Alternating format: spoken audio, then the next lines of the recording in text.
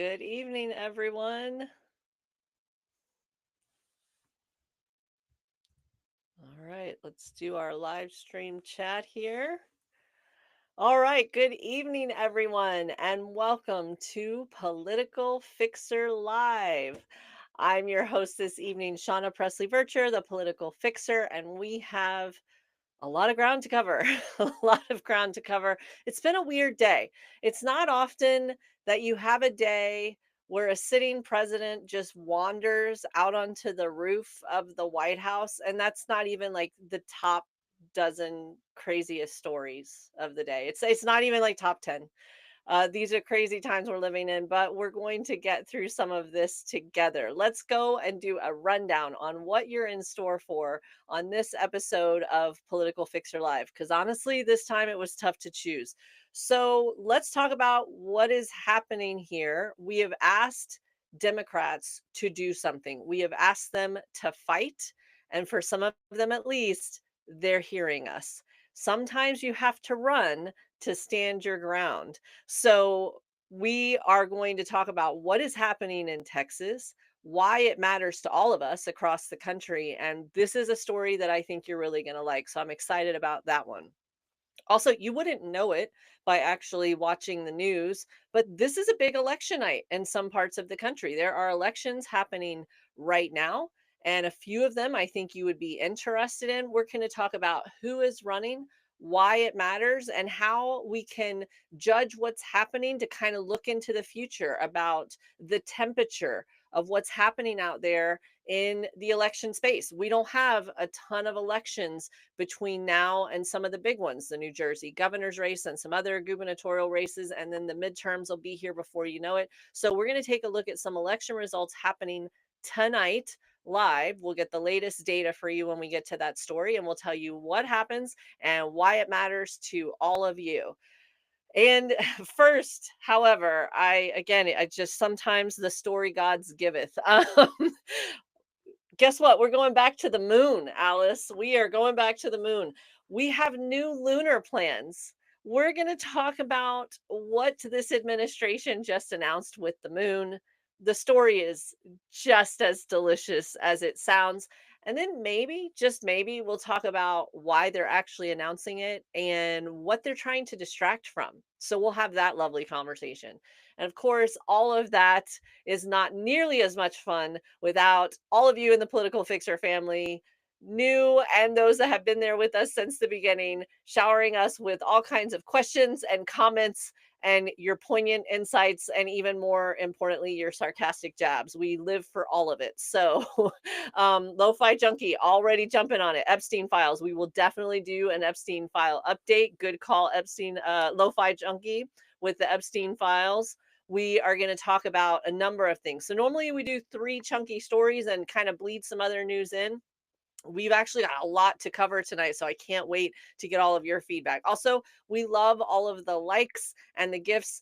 We work really hard as a Political Fixer team to try to bring you information that we hope helps you, that clarifies some of what's happening, maybe gives you some stuff that you don't know, though you guys tend to be pretty informed out there, and then also encourages you to do something. On that note, before I dive in to the subject matter at hand, I want to give a special shout out to the North Tampa Democratic Party, who was kind enough to have me as a speaker. I literally came from their stage, drove to get here to the studio in time to be with all of you lovelies. But it was a great crowd. They actually had more people than they even anticipated. And so if you want some encouraging news to kick off the program, even in DeSantis country in the middle of Florida, we're like 4 hours or maybe 5 hours from Mar-a-Lago. It's right down the road, and yet people are showing up and they are ready to go. There was a lot of first time people there, apparently, from what they were telling me, and they are getting organized. These people are not taking this lying down. Across this country, they're getting organized. It was extremely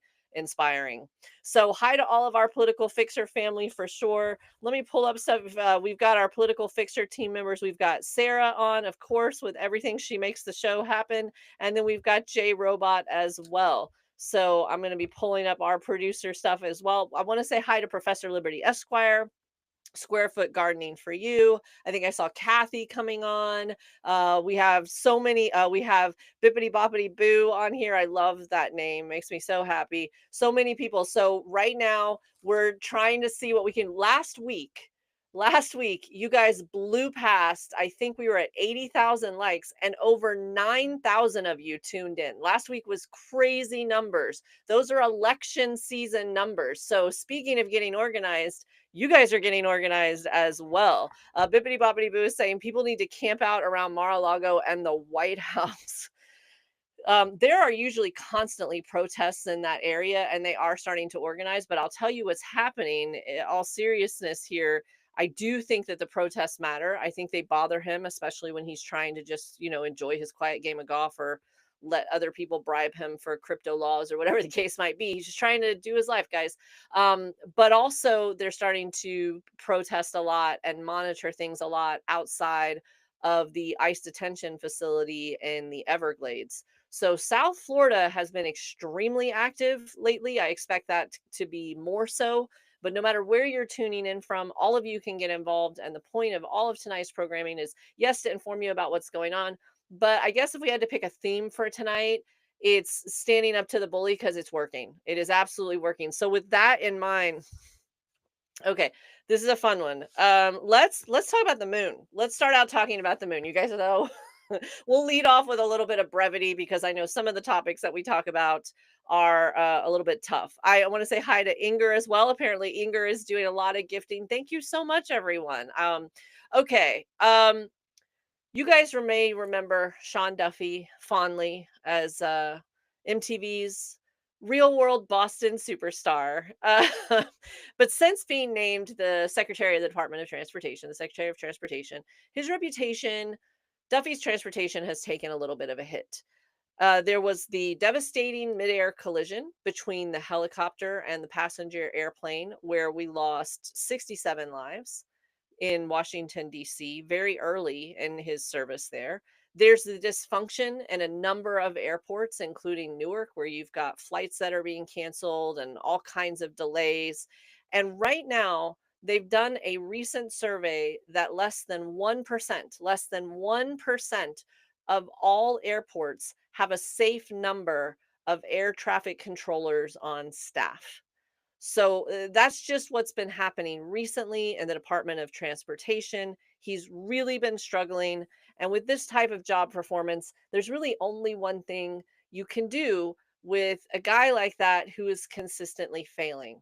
Obviously, you need to promote them and give them even more responsibility. And that's exactly what happened. So, after just making so many fails and missteps and failing to address what was happening in the Department of Transportation, in July, Mr. Real World, the guy that says that George Soros secretly controls the ballot machines, yeah, that guy, he got him put in charge of rocket scientists. He got placed as the temporary or acting administrator of NASA. Sean Duffy, Real World, now in charge of NASA. That's awesome. Why not? So that started in July. Less than a month later, he did what any good space cadet would do, and he dove right in and he had a big announcement for us. And it is that the United States will be building a nuclear reactor to the moon. Miss Patty Ann says this administration is such a joke. You're right, Miss Patty. And if we don't laugh, Future says less than 1% on the air traffic controllers. I am scared of flying.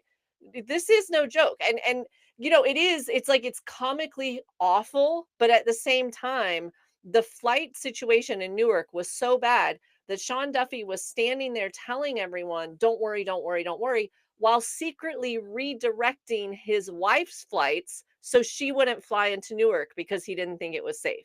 So this is serious possible consequences. And now he's in charge of NASA. But don't worry, because unlike with the FAA, Duffy actually has a plan for the moon. Would you all like to hear it? You would. You would really like to hear it. If I got to hear that lovely press conference, I cannot wait to share this with you. Okay, this is 100% of this is real. I'm making none of this up. So there was an Artemis mission that they're now referring to as Artemis 1 because they're going to have more Artemi, and it had no humans in it. It was an unmanned mission. Um Duffy was very upset about this and said in the press conference that not only did it not have people, it didn't get nearly the press attention that he thought it should have gotten. Unlike these new missions are going to be amazing. So the next thing that's going to happen, according to Sean Duffy, is that Artemis 2 is going to have people in it. It's going to get up there and it's going to circle around the moon and then it's going to come back. Then Artemis 3. Now, Artemis 3, wait till you hear this. The longest, according to him, that people have been on the moon in the past is 3 days long. Well, Artemis 3, 6 days. That's right. Are you ready for that? 6 days on the moon, Artemis 3. Book it for some time in the future, and then it'll come back. And this is when it gets like a really solid plan, guys. So then, this is an exact quote. We will start shipping our assets to the moon, unmanned, and we will have the assets there as the next astronauts arrive to start building a base. It gets so much better. Okay, where on the moon specifically is this new nuclear reactor going to be? I'm so glad you asked, and he has an answer. This is an exact quote of our current sitting head of NASA. There's a certain part of the moon that everyone knows is the best. They have ice there, they have sunlight there. We want to get there first and claim it for America. You know, that high-end lunar real estate. Okay. So I need you to step back for a second and we need to process everything we just learned. So, to be clear, the longest we have ever been on the moon is 3 days. But we're going to build an entire nuclear complex on the moon with all of the gravity issues and all of that. Like, I'm sure they've got that figured out. We're going to do all of this, by the way, where NASA has a lower budget. They lost 750 employees in NASA with the essential high pressure buyouts of this administration. Then they lost another 1,000 employees in NASA that were fired. They were just fired. So we've lost 10% of the workforce of NASA. Their budget has been eviscerated. And we're doing all of this to go to the moon, according to Sean Duffy, because he's worried that China and Russia might get there first. So we're going to pick the best place. You guys know this, the best place on the moon. Obviously, we're going to pick the best place on the moon, and we're going to put everything there in a pile that is needed to build a nuclear reactor. And I'm sure nothing bad will happen and no one will touch it.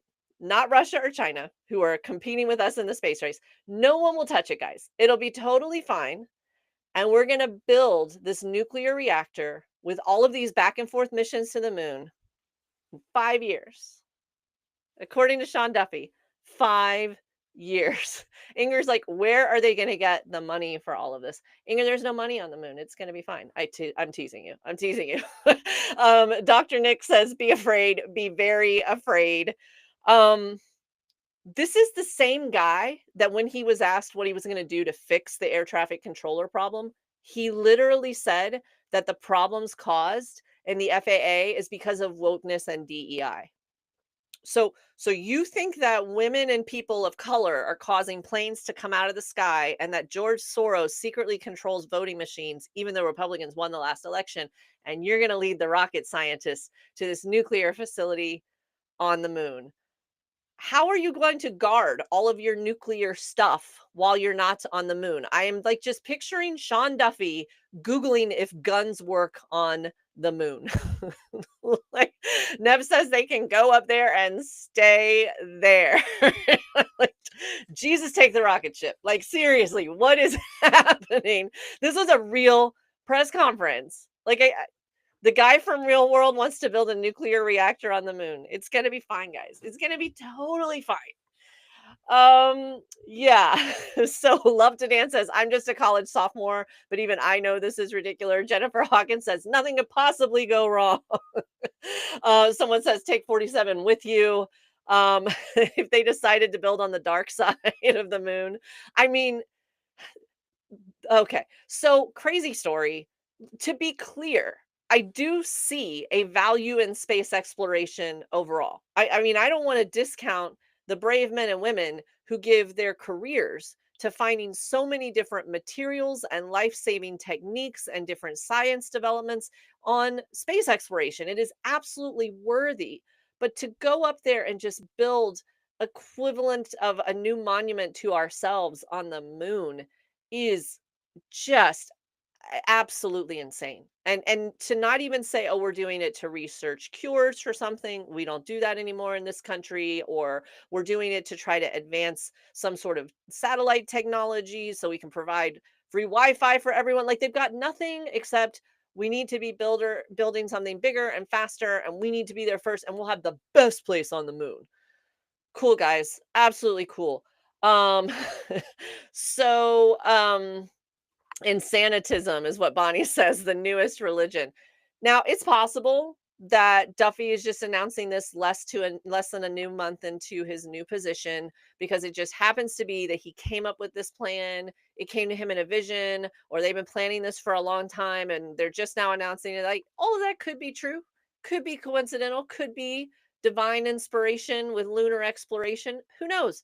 Or it could be that we're distracting from the scandals that are taking hold of this administration, including town halls across the country where Republican congressmen are being booed out of their town halls when they're trying to talk to their very Republican constituents because it turns out people don't like their health care and other benefits being taken from them. So we don't want to talk about that. So we'll talk about the moon. It could be that 47's approval ratings are in the gutter, including on what was supposed to be his leading issue, which is immigration. We definitely don't want to talk about that. Um, Old Clutter says maybe 47 wants a new place to rule since he hasn't succeeded here.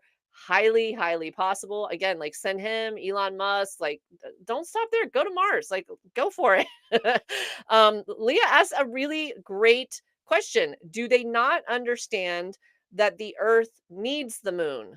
Yeah, it is valid. Like, if they actually destroy something or throw it off of its axis, what could go wrong? It is a real serious concern. I will say this, and again, Leah, let me know if it's Leah or Leia, as in princess, because I think I got that wrong. But you know, the good news is ineptitude. There's very little chance that any of this is happening whatsoever. So I wouldn't worry about them actually building something that works in any type of functional way. And if they actually put some sort of nuclear supplies on the moon, they will get taken or destroyed by someone else. Like this is just but okay.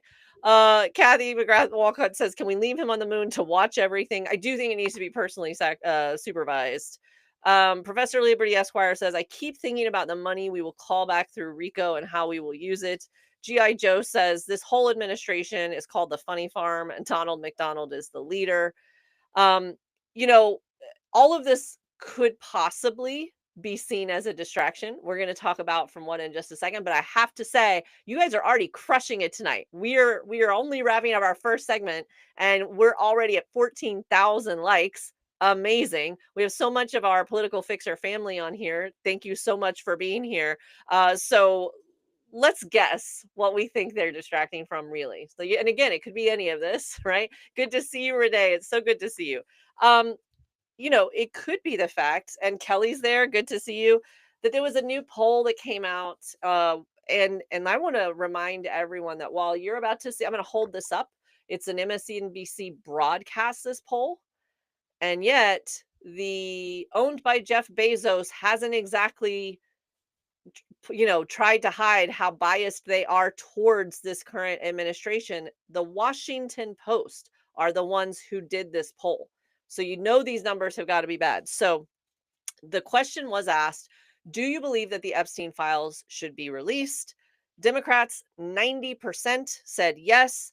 Independents 86% said yes. Republicans 83% said yes. And this one has got to hurt. Those who identify specifically as MAGA Republicans, 82% said yes. And I apologize if it flips it on your screen, but hopefully I just wanted to verify that I'm not making up those numbers.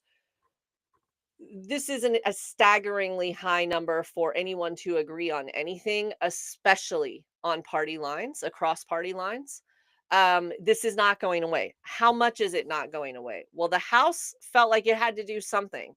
Um, yeah, they ran away. They adjourned early in Congress, and they admitted that it was because they didn't want to have to vote on whether or not to release the files. But a House committee issued a subpoena for many of the files. It was the House Oversight Committee.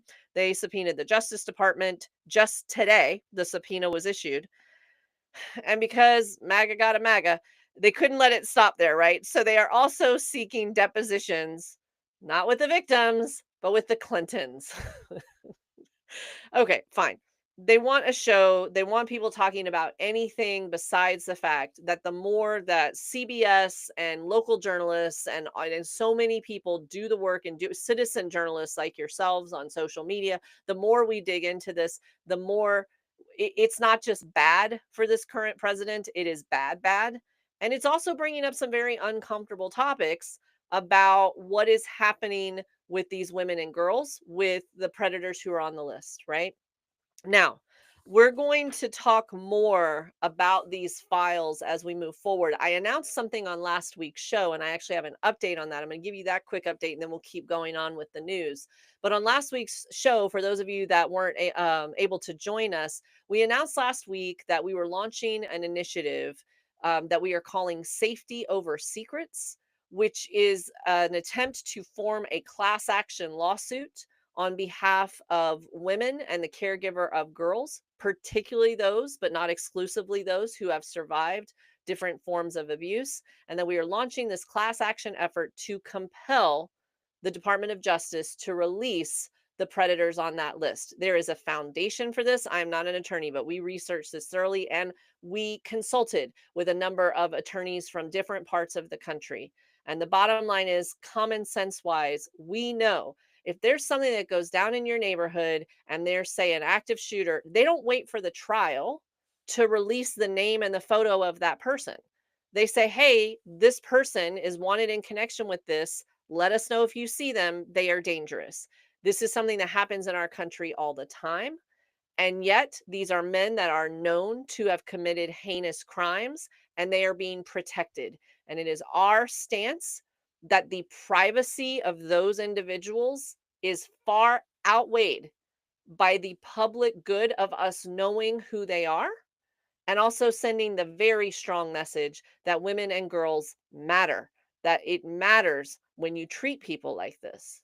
And we know that these things happen. So if you would like to get involved in this, I would love to give you two quick updates and then we'll move on with the news. But I'm very thankful because of one quick thing.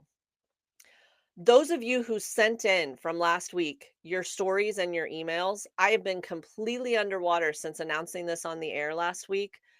But I have read every one except there were 2 that came in today I haven't gotten to yet.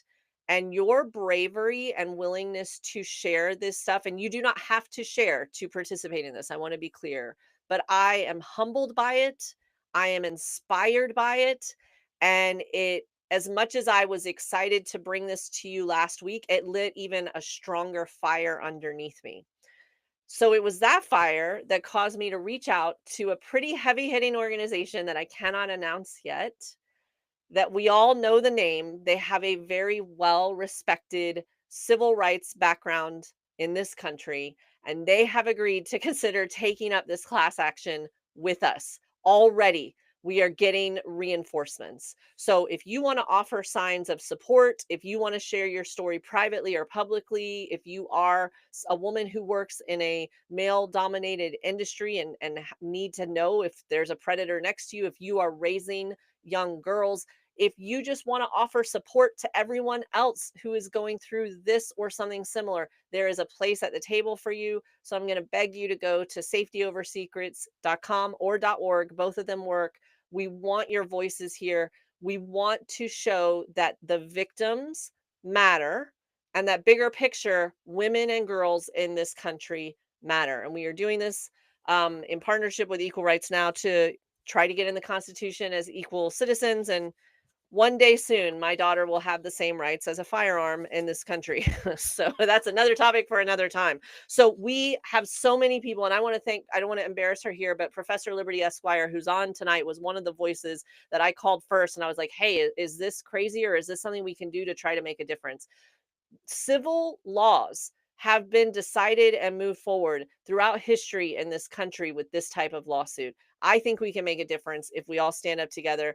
And even if someone tells us no, I think we have to fight especially now on behalf of all of the voices that are coming to us now and sharing their stories that we know were either silenced or not believed before. This is bigger than Epstein. It's bigger than the men whose lives might be impacted by the list being released. This is something that I think all of us, again, look at the numbers. This is something that all of us can come together on and take a step forward on. And there's not a lot of those issues right now.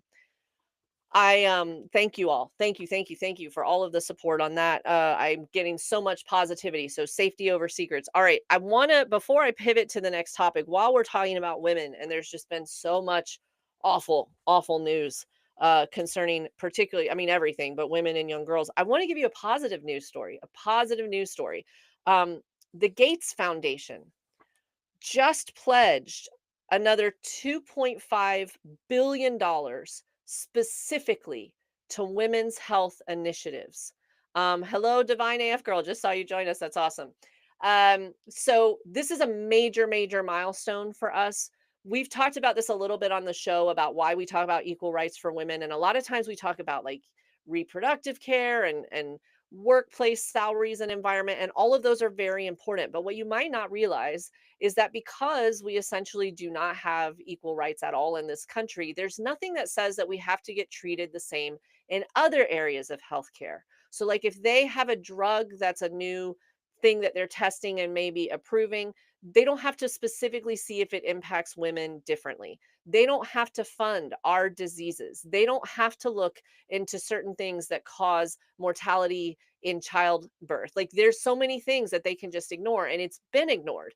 Out of every $100 that is spent on medical research by our government, only about $15 goes to things that have to do with women. And out of that money, a large portion of it is spent on cancer. Yay, we love that. We love that. However, there are other things. And a big chunk of the rest of it is spent on fertility, trying to have children. Also great. We love that. But all of these other things are neglected, and women are suffering and losing their lives or their livelihoods because of it. So, this Gates Foundation pledge of $2.5 billion dollars is going to support all kinds of issues relating to it, to women's health. Some of it has to do with maternal health. Some of it has to do with the long running deficit in different medicines. There was years and years we didn't talk about this because we didn't know, but women have tend to have different heart attack symptoms than men. So women were dying of heart disease at an alarming rate till they realized our bodies are different, right?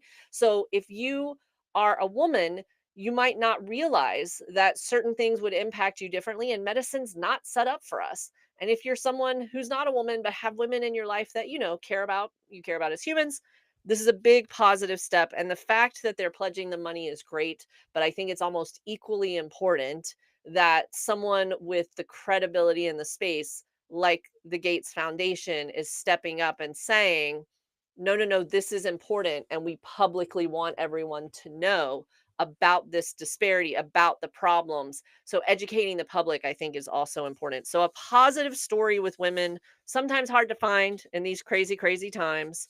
Um, I've got a couple more positive stories for you, but let's go ahead and take some comments. Kathy McGrath says, do men realize that they wouldn't survive without women? I think many men do. I do. I think that there are so many great men out there, and I have been fortunate enough. My dad was one, my grandfather was one, I'm married to one. Like there's some great men out there, but there's also some scumbags. There just are. I want to take more comments here. Imagine that, Professor Liberty Esquire. I want to say hi to Susie B and Catherine, Cheyenne, and Teacher. I love how it's spelled Teechr. I'm a nerd. I love those things. Veronica Kennard, Clint Sent, Renee, HYD 5678, Lisa McCall, BB. So many people that are gifting and sharing likes. I see so many of you out there, and we're already at over 31,000 likes, and we haven't even gotten to our top stories yet. So that is awesome. Okay. Let's dive into some fun live election results. I want to give a shout out to Bolts Magazine. I've used their name on the program before. I don't work for them. They're not a sponsor, but I get a lot of local and municipal election information from them We love Bolt's reporting. It is free, but you can, and please do if you can, support their journalism over there. It's bolts, like as in lightning bolts.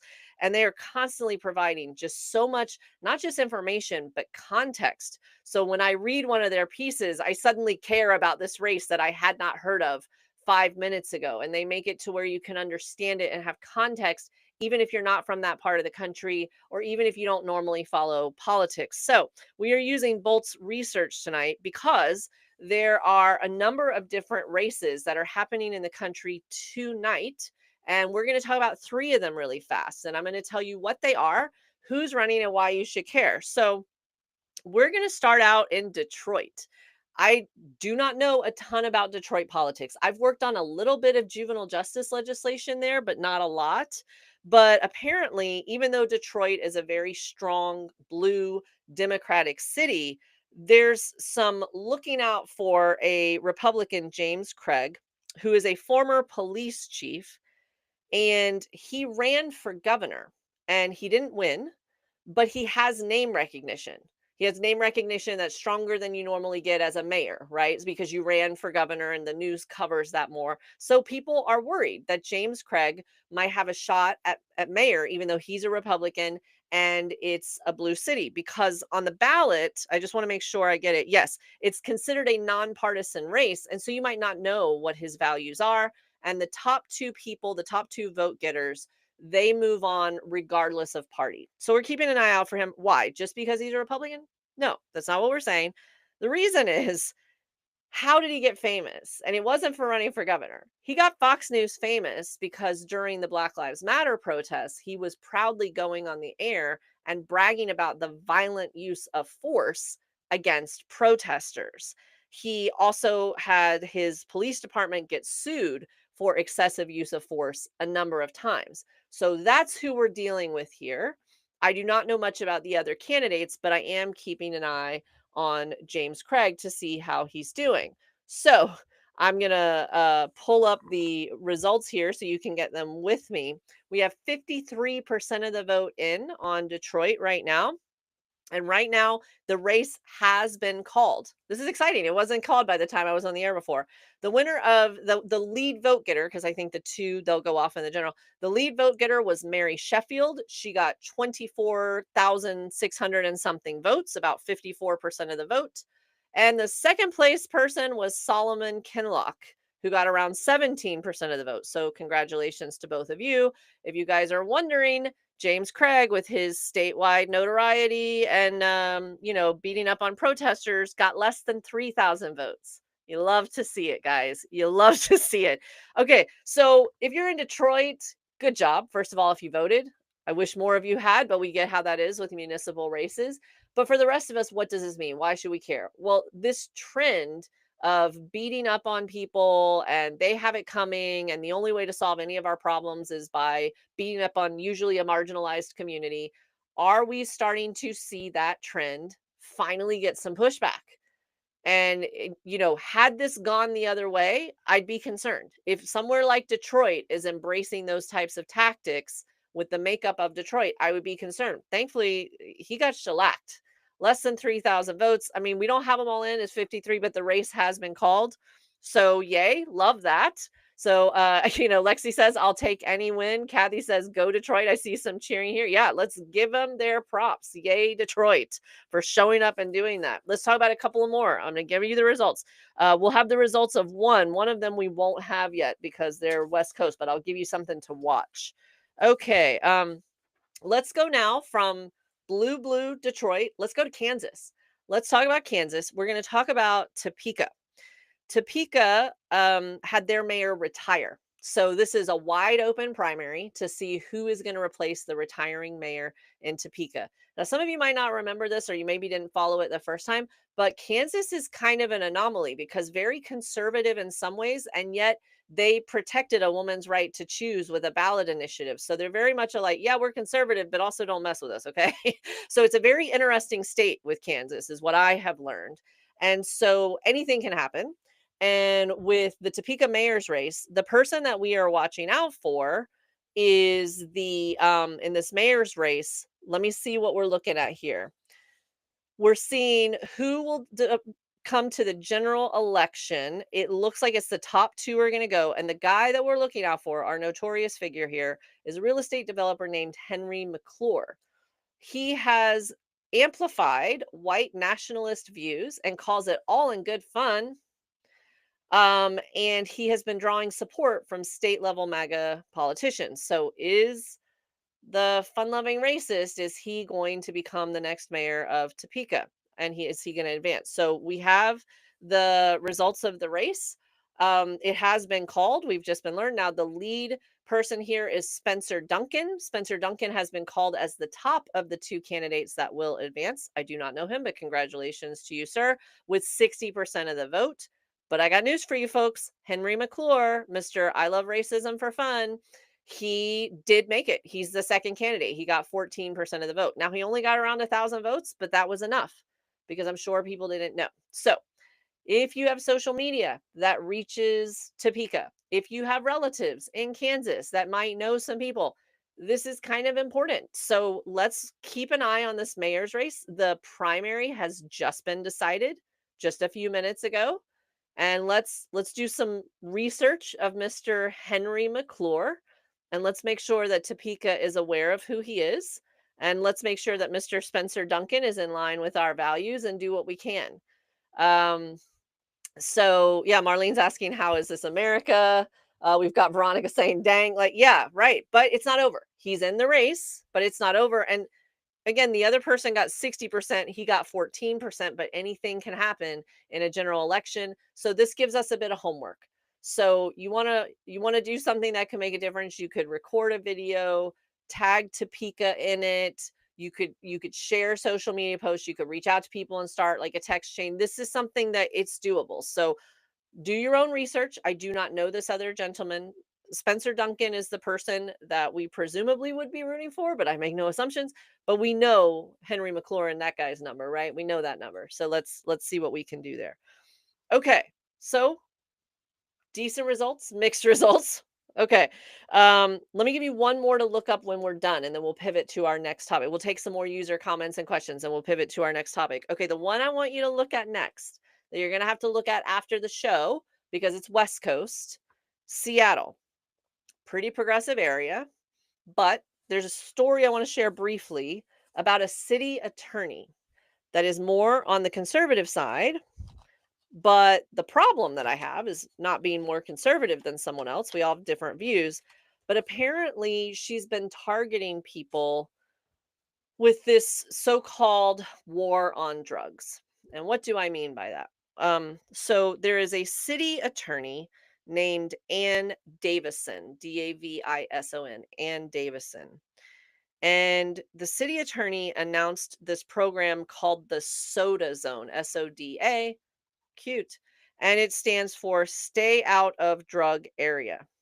And what it means is that they have designated certain parts of Seattle's city limits, including large parts of downtown where they have festivals and events. And if not only are you convicted of a drug charge, but if you're even accused, if you are even accused of a drug charge, you cannot go in those areas. And if you are caught going in those areas, you get a $5,000 fine and up to a year in jail. Okay. So many things wrong with this. First of all, this, if I accuse you, you lose some of your rights. Not supposed to be how we're doing things. I mean, I get that that's where we are now, but not okay.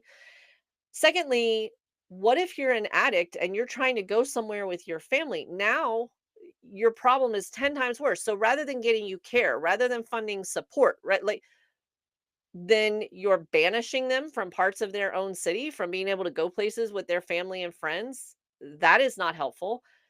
And I guess my third point would be like, how do you know? How do you know if I'm one of those people? Do you have a list that you're giving people with their mug shots? Are you just saying, well, you look like you do drugs and then calling them over? What, how do you even enforce this? Imagine there's like a city festival. What are you doing? Like, to target people. It's just another way to target and harass everyone that doesn't look how you think they should look at the end of the day. This solves nothing. It solves nothing. So, anywho, our new friend, the woman who came up with this lovely plan, her name is Ann Davison. She's up for re-election tonight.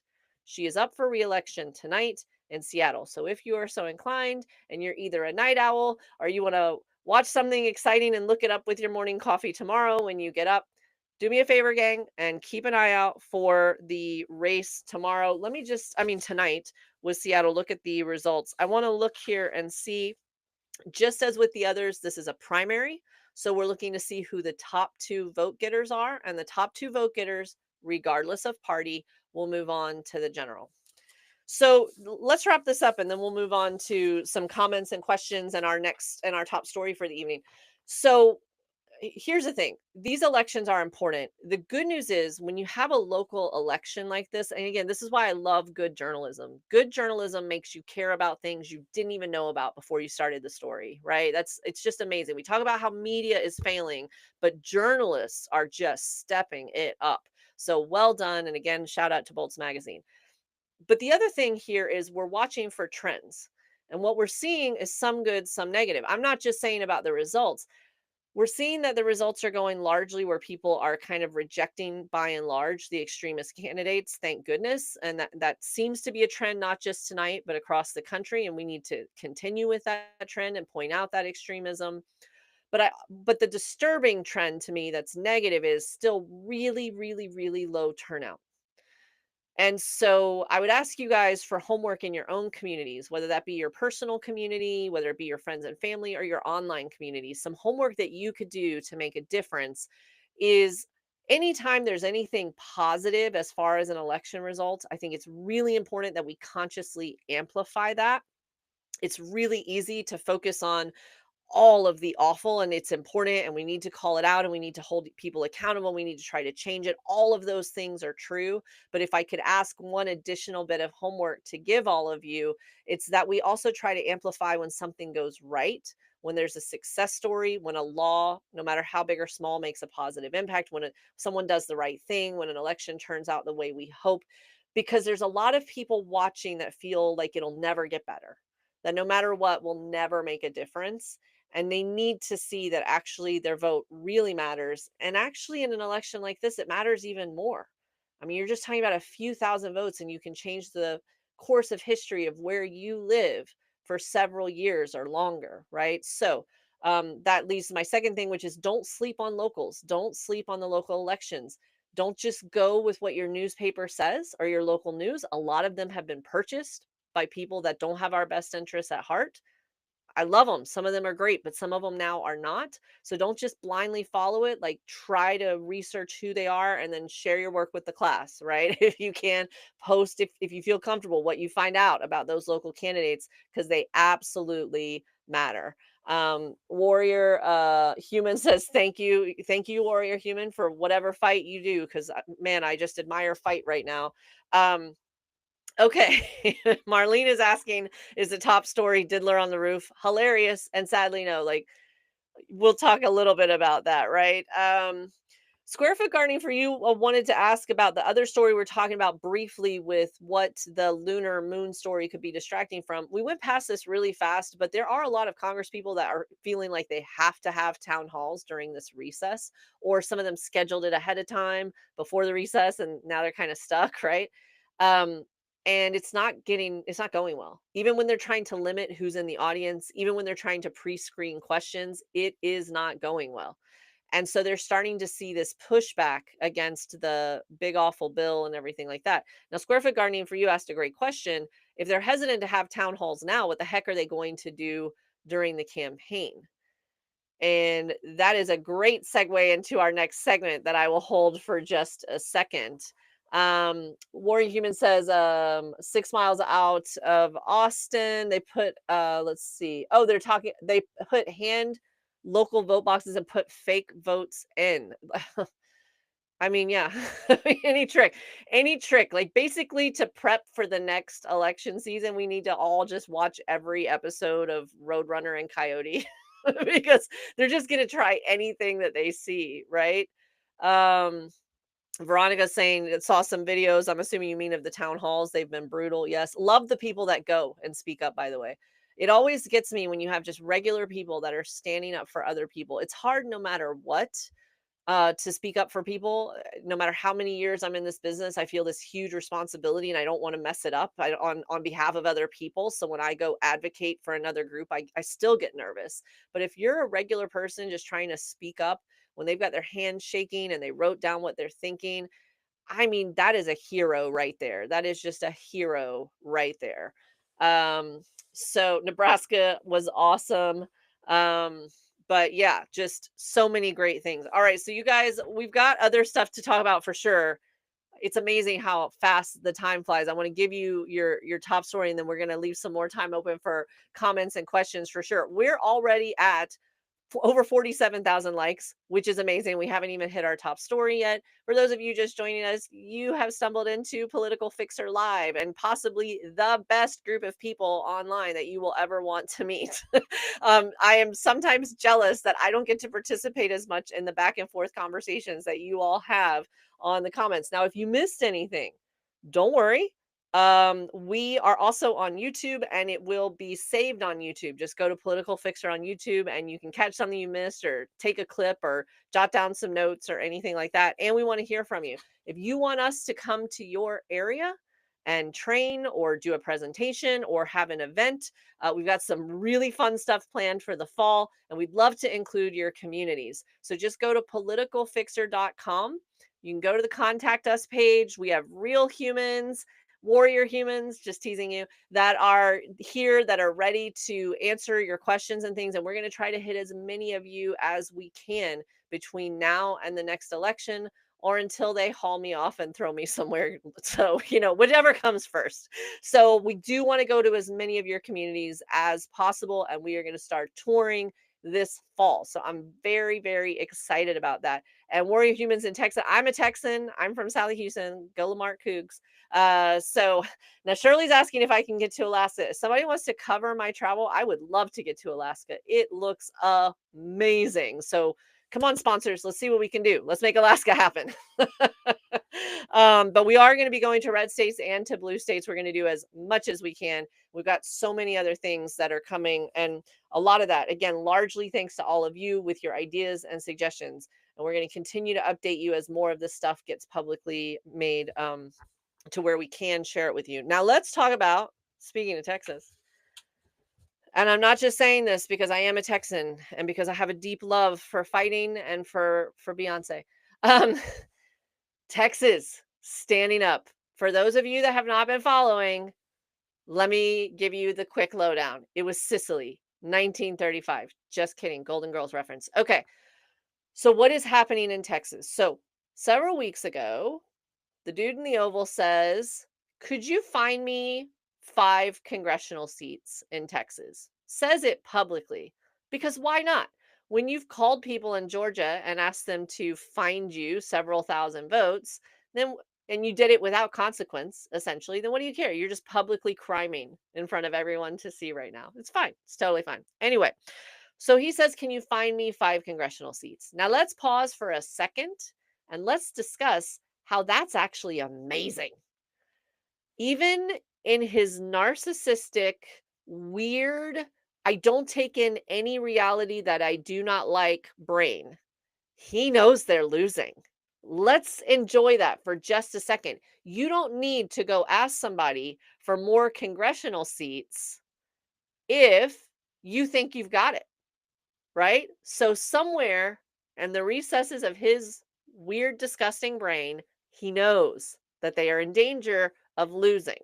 And so far, even with all the voter suppression and the ugly tactics that we know are going to happen, again, you don't plan on having these seats found for you if you don't plan on having elections. So far, they haven't figured that one out either. So far, they think they're going to have elections.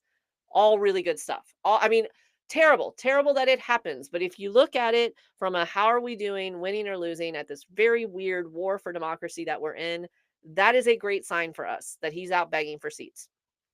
Less of a great sign. Less of a great sign. Kelly's making some good points. I'm going to definitely incorporate them in just a second. Less of a good sign is the fact that Texas is like, yeah, we'll hook you up. Basically, corrupt. So they decided to call a special session and redraw the congressional maps. Now, if you're new to politics or you don't follow kind of the nerdy stuff, you might be like, yeah, don't they draw maps all the time? Like my district used to be different. Yes, they do. But normally it is heavily regulated. And normally it is done every 10 years with the census because what they do is they base it on the population shifts. So they go, they do the census, they figure out where are people living, who gets how many congressional seats based on that population. It's split up that way. And then they redraw them at a set time. So to just do it because you feel like it because you're losing, and then to draw it intentionally, what we call gerrymandering. I'm sorry to those of you named Jerry, it's just what it's called this gerrymandering, this essentially rigging of the election, you group it in such a way that it's essentially a guaranteed outcome. It used to be illegal. It used to be heavily illegal. But again, these are new times. So the Texas MAGA said, yeah, sure, we'll hook you up with some seats. And they redrew the maps and they were going to vote on them. And then that would have been it. It would have become law. We could have challenged it, but we all know how the courts are right now, especially the Supreme Court. That would have been it. And Texans' voices, would essentially been marginalized. And particularly in communities of color, they would have been silenced.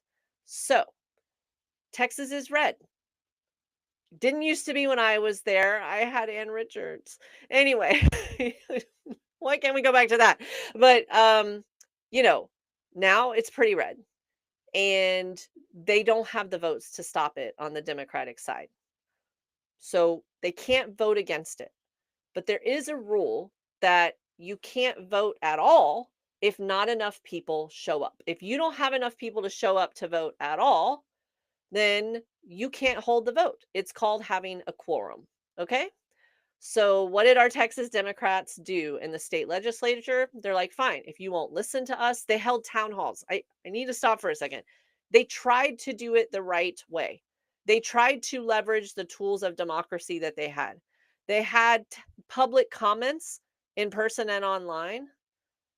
0.1% of all comments that were submitted from all over the state are in favor of rigging the election. Republicans and Democrats, just to be clear. They were arresting people at these town halls that spoke up. And these town halls, if you saw any of them, and I was watching them probably more than the average bear because I'm from Texas and I know people, we actually know one of the families that were lost in these floods. And some of these people are asking a pretty valid question, which is how are you having a special session to rig an election, but you're not having a special election to deal with the losses and the safety issues of a community that was devastated by a flood? The flood itself, they're not in charge of the weather, contrary to what Marjorie Taylor Greene thinks. But not having the warning system, not getting the campers out there, the devastating impact, the waiting 7 days or 72 hours or whatever it was to even search for people, that stuff is preventable loss of life. But they're not talking about any of that. They're not talking about any of that. And they're still having services for some of these families. They're not talking about that. They're talking about rigging an election. So it got very emotional and they tried to do that, but it did not work. So they did what they knew to do. They ran to stand. And what I mean by that is they left the state. Every single Texas Democratic state legislator left the state so that they could not be forced to come back for the vote. And it's working. It's working. So here's the deal. They can't vote to pass this through if they don't have enough warm bodies. So right now, they're not coming back. They tried 2 days in a row. It didn't happen. There's so many delicious elements to this story. I'm so proud of them. And I just got back a few months ago from Texas for speaking at one of their Democratic conferences, and I met some of their state legislators. Kelly is bringing up James Tallarico. I'm going to spell his name for you because he's one of them that if you don't know who he is a rock star. James Tallarico. It's Talerico. Don't let the fact that he looks kind of like a young youth pastor freak you out. He's super sharp.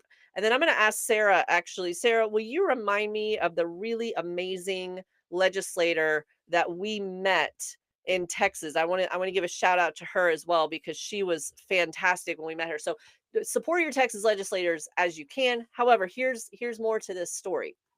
So let's talk first about where they went. So they all flee. They didn't just choose a time to go to Disney World. They can't. because they need to make sure that there's somewhere that the government of that state is going to protect them from the governor of their own state, because those are the times we're living in. So I'm seeing all of you know this story and ahead of me on the jump as usual. Love you guys.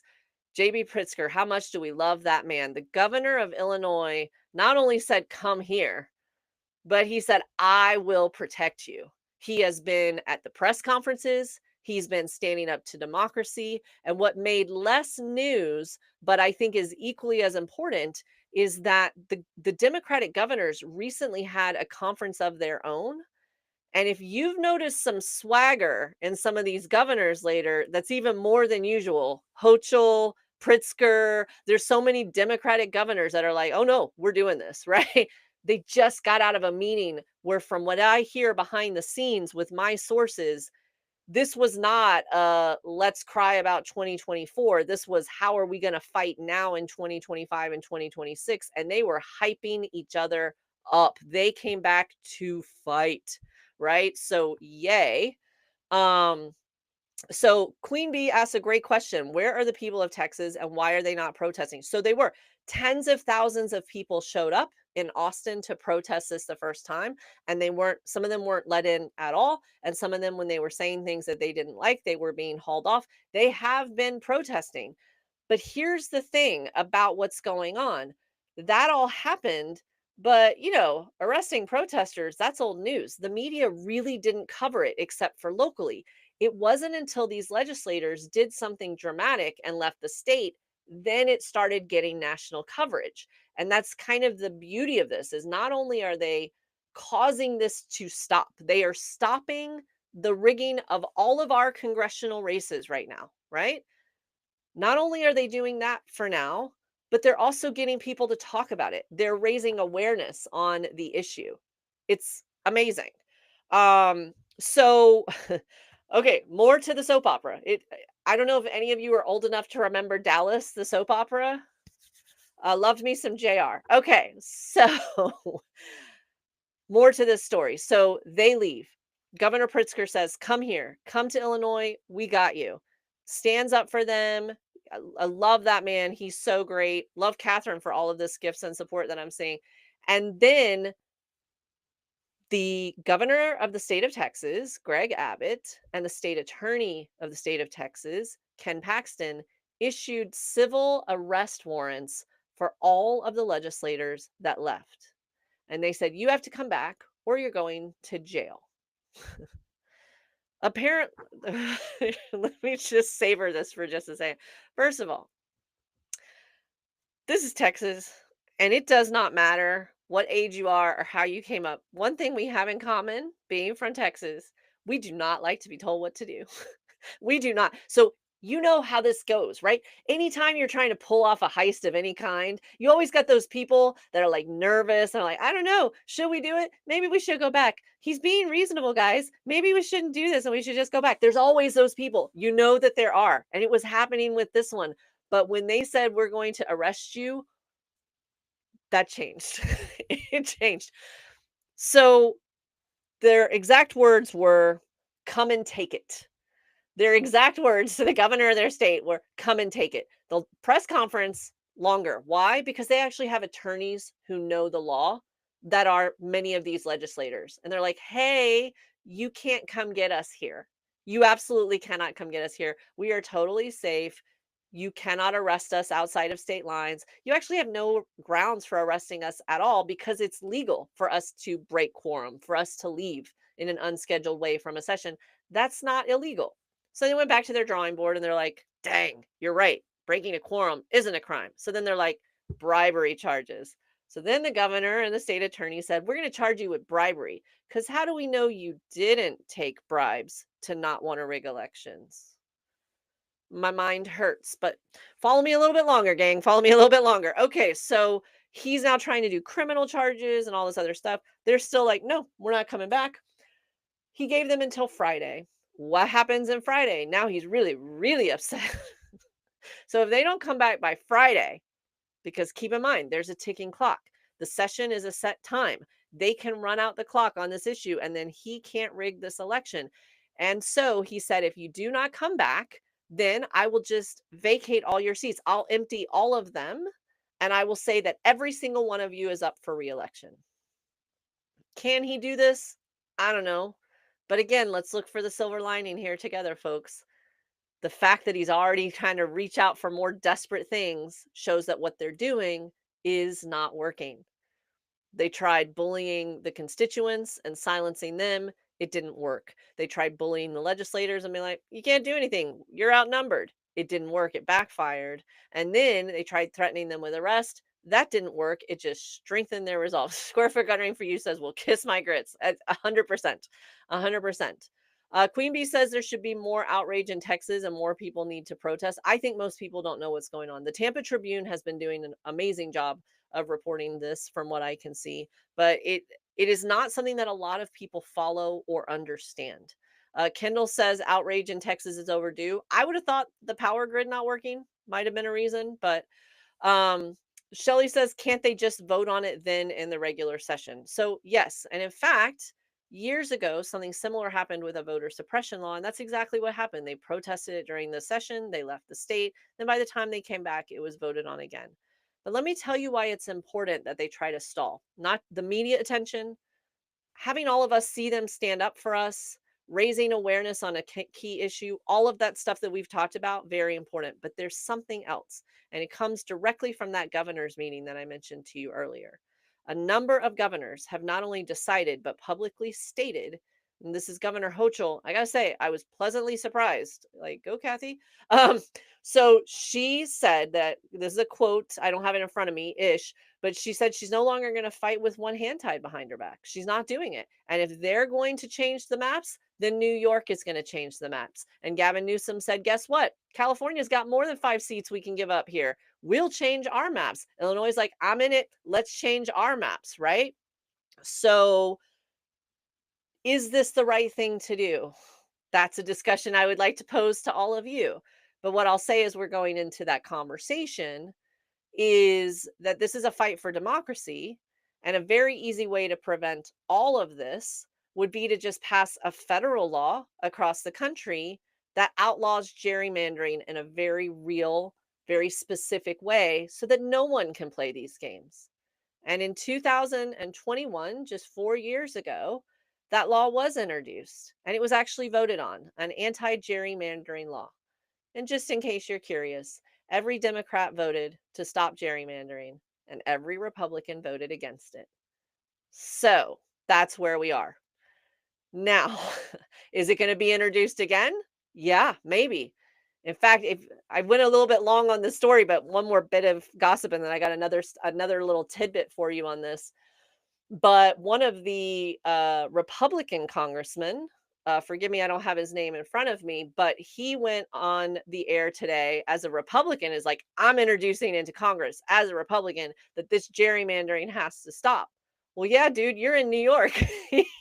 He's a New York congressman. He's out of a job if this game is played. If they keep playing chicken like this dude's out of a job. So when they come back into session into Congress in September, will there be different different things that happen? Will Texas blink first and actually pass this law? And if so, will the other states actually follow through and do what they need to do procedurally to fight fire with fire? So someone's saying, she said, this is war. Someone's reminding us the SCOTUS is corrupt.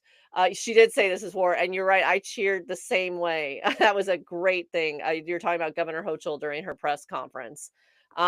Professor Liberty Esquire is bringing up the fact that she's writing a second Bill of Rights to try to address all of that. We're going to be amplifying some of her work on Political Fixer. And you're right. We shouldn't be having to have these nonsensical games of chicken for our democracy, but we do have a corrupt Supreme Court that is dismantling the voter rights laws that we currently have in place. We could fix it at any time. Congress could pass new, clarifying voter protection laws, and they have refused. They have refused. Kendall says it's go time. Um, I I want to give you one other bit of context here, just as you're watching this. Big issues, but again, context matters. Context matters.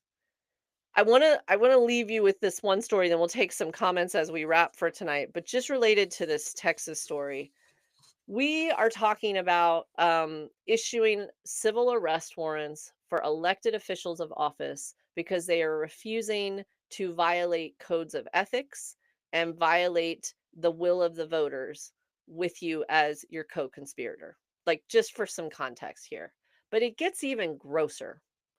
I want to describe just really quickly for all of you, because not all of you are from Texas or pay attention to this stuff as much, and that's totally normal and probably healthier than me. There is a summary of allegations and legal issues with a particular individual that I just want to run through really quickly. Allegedly, I got to say, as I have some of my attorney friends on tonight.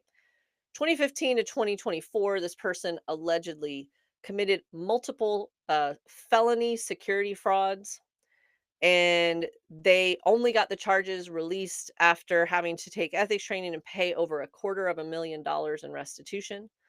This individual also in 2020 to 2025 had corruption and abuse of office charges. 8 senior aides accused them of bribery, abuse of office, and aiding a real estate mogul for favors. It was so bad that this particular Republican in office got impeached by his own colleagues in the House, but the Senate didn't hold. Same years, 2020 to 2025, was reported to the FBI, and the FBI investigated this person for whistleblower retaliation.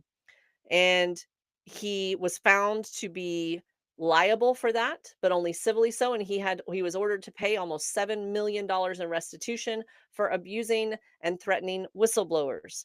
In 2022, he evaded a subpoena. He left his residence to not face justice because he avoided testifying when he was legally compelled to do so. And in 2025, just a few weeks ago, his wife announced divorce, and in doing so, disclosed mortgage fraud and alleged tax fraud. This individual is Ken Paxton. He is the current state attorney of the state of Texas, and he had the audacity to issue this statement that I'm not going to read in full about the Democratic members of the House who left the state. And he's talking about sending out warrants for their arrest because, quote, I am prepared to do everything in my power to hold them accountable because these liberal lawmakers are not above the law. It is imperative that they be swiftly arrested and punished for the full force of the law. Because if anybody knows about evading the law, arguably, it might be their own sitting state attorney who signed those warrants for arrest, who has now been wanted and investigated successfully in many cases for not one, not two, not three, not four, but 5 sets of criming. So if you're ever waiting for irony to die, if you're ever waiting for a bottom from these people of a moment or a glimpse of self-awareness, it's not happening. They're never going to fix themselves. It's never ever happening. Stephanie brings up that the Texas GOP senators who voted to not impeach or remove him also need to go. Yes, hard to do. Victoria asked a question that I missed. Can Texas file a civil suit against Paxton? So interesting that the aides that came forward that filed the whistleblower suit, they won. And then Paxton decided as the state attorney that Texas just wasn't going to fund the payout of that lawsuit. So they won $7 million and they still haven't been paid. Sort of like a certain orange felon who's in the White House right now, who successfully got sued for several $1,000,000 and still hasn't paid. Oh, lordy, people. Okay. Shelley says he should be disbarred, but the Texas Bar Association is weak. Shelley, I agree with you. That is a stone that I cannot throw, as I am in Florida currently, and we have Pam Bondi with a working law license. So, that is a glass house that I'm currently living in Florida. Kelly asked, isn't Ken Paxton the one with a mistress that he was keeping on the side? Yes, Kelly, you've watched all the episodes of Dallas. This is true. It's true. He had a mistress on the side. His wife, who is a sitting state senator, solving some of that lack of impeachment mystery there for you folks. She's a sitting state senator and she forgave him publicly because God told her to do so. And now she's had enough. So whatever dirt she has on him, I can't wait for the Netflix special. That's all I'm going to say. Martha says he has a wandering eye. He has a wandering something. Okay, that's what my grandmother used to say. He has a wandering something. So let's end on a super positive note. We are at almost 85,000 likes. That's amazing for this Tuesday evening. We've got so much stuff that's been going on. But here's a theme for you here. Okay, first of all, people are standing up and speaking out. We didn't even cover all of the wins of people that are speaking out and holding different ICE agents and immigration detention facilities accountable. A lot of work to do, a lot of darkness and grief to that story, but people are speaking out. I am seeing footage after footage after footage of people just literally chasing out agents out of their neighborhoods and ballparks and stores and things.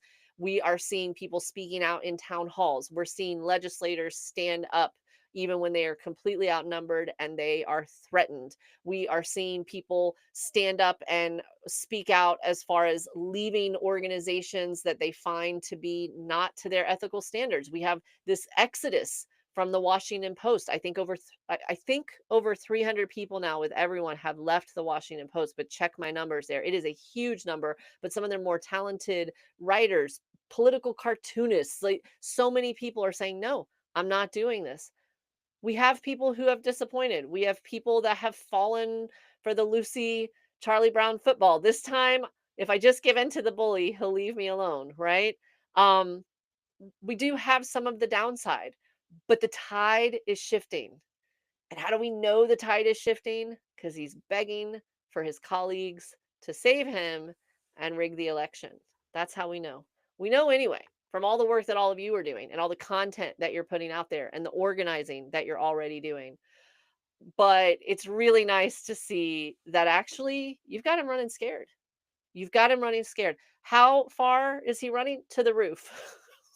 I don't know if any of you saw that. Marlene's right. He was on the roof earlier. I didn't even ask. I watched the clip to make sure it wasn't just like a doctored AI image. And then I was like, okay, my brain cannot take this right now. I love the glasses. Thank you to whoever did that. Square Guardian's like, that was great. Yes, it was 100%. And yet, not the craziest news story of the day. Going to the moon, people. Joe Eclectic, earlier story saying Dem governors need to match gerrymander right back. Leah in North Carolina saying gerrymander is horrible here. It's time to fight fire with fire. Positive North Carolina story. Roy Cooper running for Senate. And then is it Sherrod or Sherrod? Like, is it pronounced like fishing rod or is it Sherrod? But Sherrod Brown, forgive me if I'm mispronouncing his name because I usually see it written. He declared his intention to run for, I think, state Senate. That is amazing. That makes Ohio a flippable seat. So we've got people running in. The Sarah is reminding me that it was Plessa. That's right, the state representative that we love. That was just she's so sharp and she's new. She's I think a first term legislator, so she's not getting as much press as the others. But Plessa, you're right. Thank you, Sarah, reminding me. And so we'll try to have Michaela on one of our programming things here at some point. Professor Liberty Esquire bringing up a great point. More people in general need to run for Congress. Approximately 25% of our seats go unopposed. So let's see. Oya is asking a question. Do you think it's more effective to assign 47's administrative decisions to all of the Republicans? Such a great question. We could talk a lot about that type of messaging. I actually was just doing a training on that tonight, but here's my 30-second answer. If you want some effective messaging on what's happening, he's given you a gift by naming his followers and his cult believers, and it is MAGA. When you say the word Republican, as accurate as it might be, for a lot of people, particularly in your more red and purple areas, they don't think of the Republican leaders like Mitch McConnell and Mike Johnson.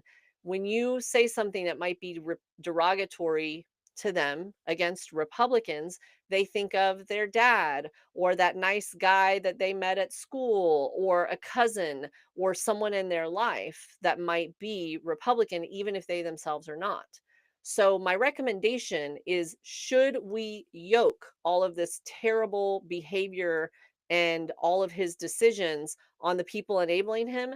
Absolutely. My counsel would be that we start saying MAGA as much as possible because A, it divides them. They have to decide, are they regular Republican or are they MAGA? And in fact, that poll that we saw on the Epstein Files with the Washington Post did exactly that. They had the question posed, like, are you regular Republican or are you MAGA? We need to adopt that framework, in my humble opinion, to divide them and also to make it clear that this is not business as usual. This is not your father or your grandfather's Republican Party. As much as people might have very fundamental, true disagreements with that ideology, this is not the same. This is crazy town. This is we're building on the moon, we're standing on roofs, crazy town. And we need to give it a name that reflects that. And they've self labeled, and that's MAGA. So are you MAGA and you are breaking this country, or are you anyone else and you're ready to fix it? And POV Gladys says they're not MAGA, they're brown shirts. There's nothing polite that I could say and still be allowed to talk to all of you nice folks on TikTok if I said my opinion on what is happening with the cruelty to these people and the people that are enabling it. So I have nothing kind to say. So what Diane is asking is, wouldn't this let the GOP off the hook for Trump? I don't believe so, and I'll tell you why. Because so many of them cozied up to him. They don't have to self-declare. They all have voted for his policies. Almost 100% of them. They're all taking photos with him. They're all on rushing to Newsmax and other outlets to just kiss up to him and say how great he is. They're self-declaring as MAGA. The fact that they also are registered Republicans and also GOP, that framework and labeling, that's tomorrow's homework. That's after we get past midterms. But because we need some of these seats to flip, then in my opinion, we stick with MAGA, MAGA, MAGA. Let people who voted for him have a change of heart. I'm not saying forget, again, who's to blame and accountability is tomorrow's thing. For now, winning the war, MAGA is my recommendation, but it's a great question. Windmill haters is also a great suggestion, whoever had that. Adam Kinzinger is one with a spine. Right. There are Republicans who have left the party because of this. There are. And again, if we don't leave room for that, we're not trying to be besties with these people. We're not posing for holiday cards with them. We need allies in a very tough fight, right? So, and this is a great point too, Professor Liberty Esquire is saying, is those in office who don't speak up are just quiet MAGA. Right. Here's the thing. Label the enablers as MAGA and make them say publicly, oh, I'm not with 47, and watch what happens. This is a win-win, right? Because if they're like, I'm with him, yeah, I'm MAGA, proud MAGA, then you own every single crazy thing that all of these people have done. And I'm not just saying legislatively, I'm talking about the one that went hog wild in a Shrek play, like all of them, all of the craziness, you own all of it, right? If you're MAGA, great, here you go. Have we got some things to discuss? If you say, no, I'm not with them, then you have the wrath of a crazy guy in the Oval Office. It is, again, a win-win. Divide and conquer, art of war, right? So, I think it's conversation we should have. On that note, let's also talk about some trainings and coming into your towns with trainings. We're going to be offering more of those. So if you guys have something specific that you're like, hey, we'd love to get a training on this, let us know. Go to politicalfixer.com. And I would not be doing my civic duty if I didn't remind you again at the end of the show to go to safetyoversecrets.com. That's safetyoversecrets.com, and help us build this class action. Thankfully, we are getting so much support. I can't wait to announce the next wave of this. The class action lawsuit that demands, on behalf of different classes of women, particularly those who are raising young girls or who are survivors of abuse or work in male-dominated fields, we are trying to compel the Department of Justice to reveal the list of the monsters who are, in our opinion, serial abusers and a consistent threat to women and girls. So we're going to be asking more for volunteers. We've got so much to cover in the weeks and months ahead, but we're not giving up on this, and we're hoping to make a huge impact and a lot of political and media pressure as we get ready to go back into session in September. All right. I don't know how we just got up to over 100,000 likes, but you guys rock. We're at over 105,000 likes. That is amazing. I wish I had like some prizes or something. I wish I could give you all glittery sunglasses or something as a design for all of you. But instead, what I'm going to do is give you a date to circle on your calendar, which is next Tuesday. We will be here at the same bat place and the same bat channel, 9 p.m. Eastern, but broadcast all over the world. We'll be on YouTube and we'll be on TikTok. Mark your calendars because we definitely want you all here. And man, the hour just flew by. We'll be talking about all of the crazy hijinks in the news and all of the good trouble we're all going to be performing together to try to save the world. POV Gladys, you have a nice week at all. Joe Eclectic, we will definitely keep our eye and help as much as we can with the Texas. And, I just appreciate so many of you. This has been really great. Please take care of yourselves and each other. The news does get to be a lot. We need you happy and healthy as much as possible to be good warrior humans in this fight. So please take care of yourself and each other. Mark your calendars for next week. Stay in touch on the socials and stuff. In the meantime, I'm reading as much of that as I possibly can. And on behalf of myself and my family and the Political Fixer team, thanks for everything, everybody. We'll see you soon. Oh, this was a good one. This was a lot of fun. Thank you, everyone. Love it. See you guys. Can't wait to find out how the Seattle election goes. We'll see what happens.